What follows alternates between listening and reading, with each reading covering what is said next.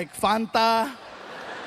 And when I said Fanta, the crowd went crazy because it was such a local reference. They freaked out. They were like screaming, "Oh my God, he knows, he knows." They started singing, "Fanta, Fanta, don't you want Fanta, Fanta, don't you want Fanta, Fanta." The roar was so big, it allowed me to restart my show. So I started cracking new jokes and more jokes and these jokes and those jokes. 5 minutes go by. 5 minutes go by. All of a sudden, the Germans got offended at the fact that I left them out of my drinking joke. The one in the middle stands up and he approaches the stage. Now this stage has got to be about 5 feet tall. The guy's head was about this high. He was like 6'4".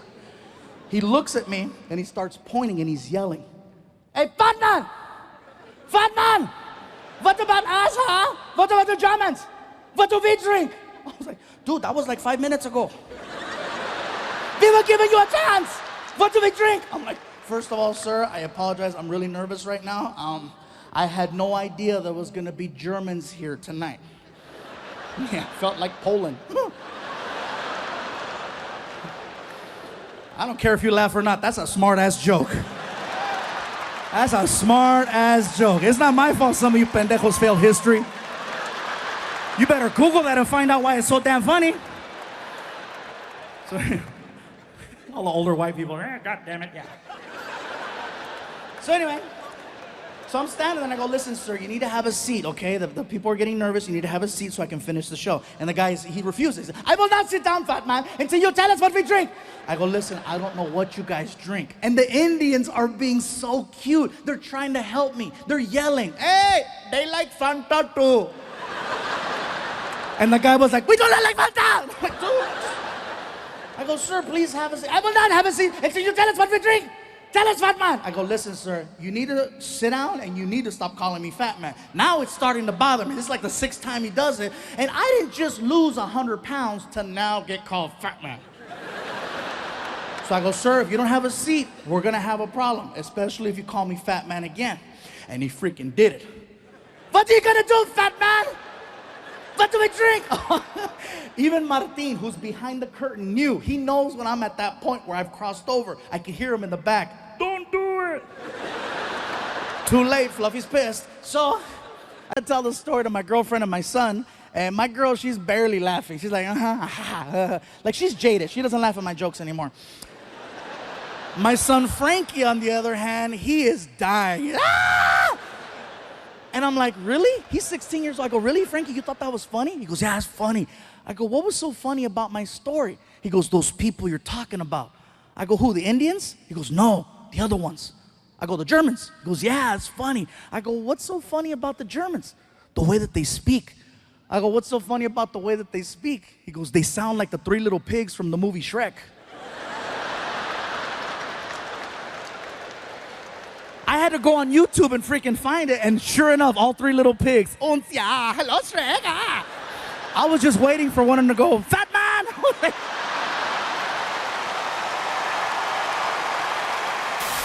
The Saudis had such an amazing... I said, "You want to know what you drink? Tell me."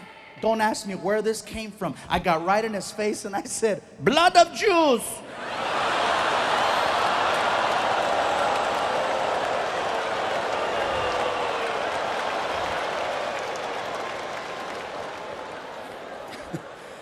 Now see, automatically you guys gave me a whole different reaction. In Delhi, that was probably the most shocking thing ever said on that stage. So shocking that 2,000 people at the exact same time got so quiet, you guys, so quiet. You could hear everyone's ass just...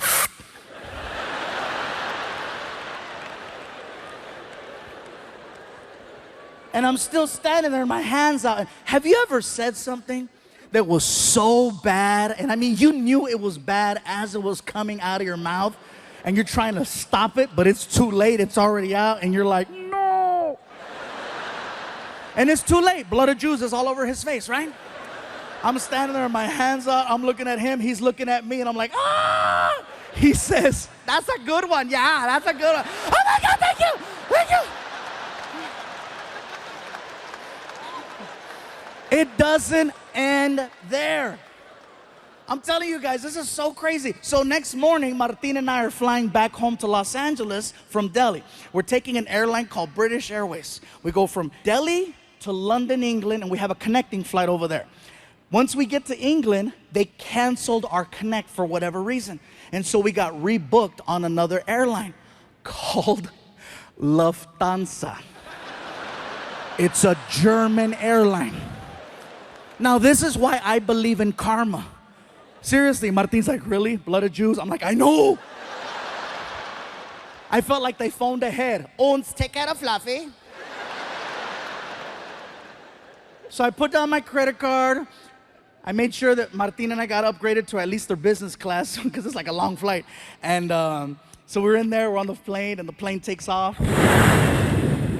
About 20 minutes into the flight, we're just sitting there, we're laughing. And the flight attendant, she starts coming down the aisle with the little cart. Okay, she's coming down the aisle and she sees me and she goes, "Hello, sir. Do you have a preferred drink of choice today?" Martin looks at me, taps me in the chest, and he goes, "Hey, tell her." Tell her, bro. Come on, ask for it. If anybody has it. Dude, shut up. And then she looks at Martin. "Sir, do you have a preferred drink of choice?" And Martin's like, "Yeah, you guys got blood of..." She's like, "Bloody Mary?" "Yes, yes, Bloody Mary." Freaking Machete's gonna get me banned from flying. So we make it back home. I'm trying to out that Indian people and Mexican people have so much in common, you guys. I'm telling you, it's insane how similar we are, especially the food. The food is so similar. For example, Mexicans love tortillas. Indian people love naan bread, which is a fluffier form of a tortilla. Mexicans love chicken. Indians love chicken. Mexicans love hot and spicy. Indians invented hot and spicy. Most popular drink in Mexico is Fanta. Most popular drink in India is Fanta.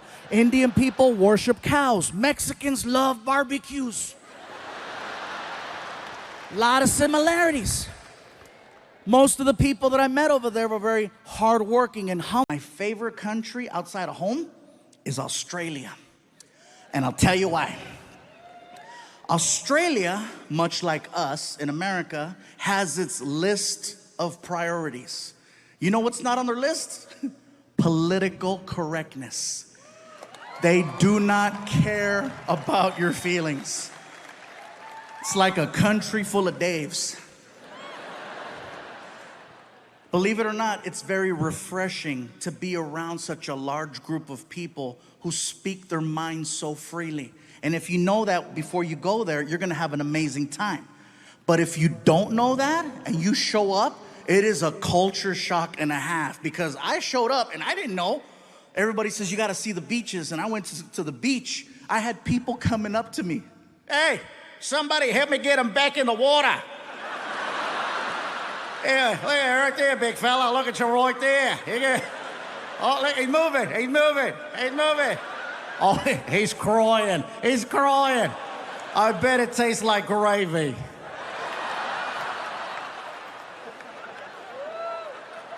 It's not bullying if everyone does it.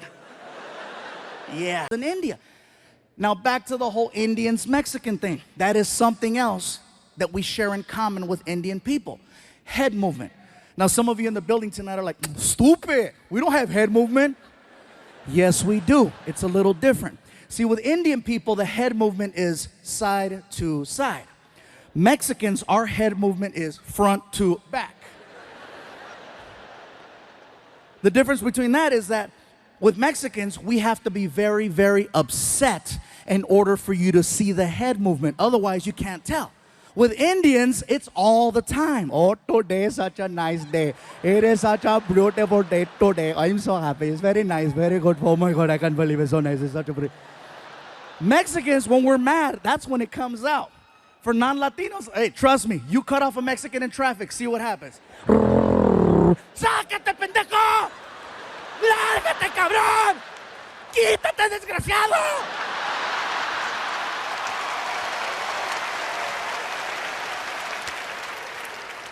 That's funny. I don't know why the black people are laughing. You guys take it all. Oh, no, you didn't. Oh, hell no. I know he ain't talking about me. I hit a bell. I hit a bell.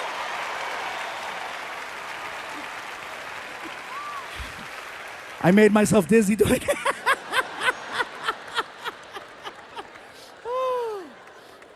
So let me tell you guys, if you ever get the opportunity to travel to India, I encourage you to check it out.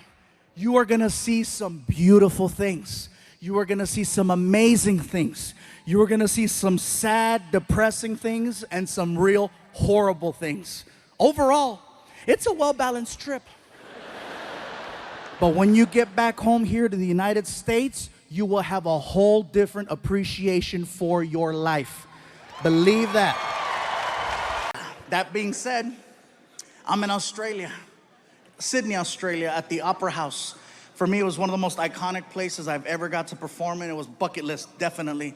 After the show, I wanted to go hang out with some Aussies and see what that was like. I'm hanging out at a pub. First things first, Australian people do not drink Foster's beer. That's an American thing. They don't drink that over there. I tried ordering one to fit in, didn't go over well. Bartender looked at me. Hey, you like the taste of piss, do ya? Okay, don't order that again. So I'm hanging out with these two Aussies and we're drinking a rum called Bundaberg. At first glance, it looks like a Coca-Cola bottle because there's a polar bear on the front. And then you drink it and you're like, that's not Coke. As we're talking, a third Australian joined the conversation.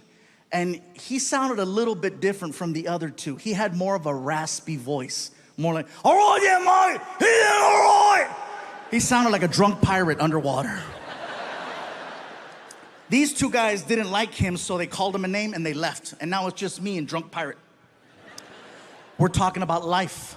Life in America, life in Australia, talking about our differences. He tells me that he's a professional knife maker. He's showing me how it's done. He's showing me pictures.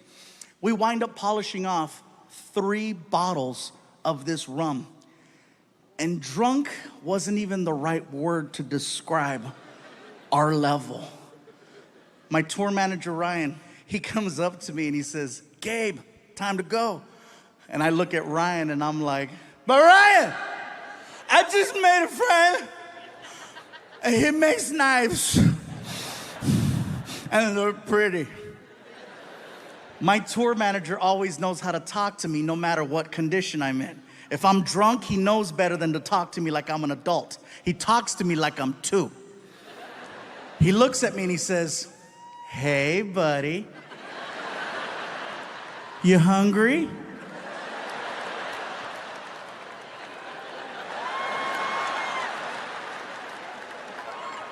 Well, listen, if we don't leave right now, they're gonna close McDonald's and you're gonna have to eat at the airport.